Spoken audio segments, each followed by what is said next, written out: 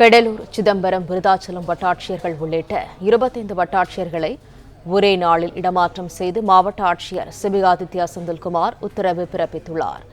கூட தகவல்களை தருகிறார் எமது செய்தியாளர் லெசிராஜா. வணக்கம், விவரங்கள் என்ன? கடலூர் மாவட்டத்தில் கடலூர், சிதம்பரம், விருதாச்சலம், காட்டுமன்னார் கோயில் என 10 வட்டங்கள் உள்ளது. இதில் 10 வட்டாட்சியர்கள் செயல்பட்டு வருகின்றனர்.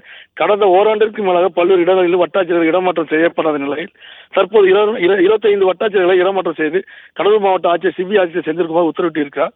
கடலூர் வட்டாட்சியராக மகேஷும், பண்ருட்டி வட்டாட்சியராக பிரகாஷ், சிதம்பரம் வட்டாட்சியராக கீதா என்பவரும் நியமிக்கப்பட்டுள்ளார். புவனகிரி வட்டாட்சியராக சித்ரா, ஸ்ரீமுஷ்ணம் வட்டாட்சியராக இளஞ்செழியன், விருதாச்சலம் வட்டாட்சியராக அரவிந்தன் ஆகியோர் நியமிக்கப்பட்டுள்ளார். இதேபோல் மாவட்ட ஆட்சியர் அலுவலகத்தில் பணிபுரியும் வட்டாட்சியர்கள் உள்ளிட்ட 25 வட்டாட்சியர்கள் பணியிட மாற்றம் செய்து கடலூர் மாவட்ட ஆட்சியர் சிபி ஆதித்யா செந்தில்குமார் உத்தரவிட்டுள்ளார்.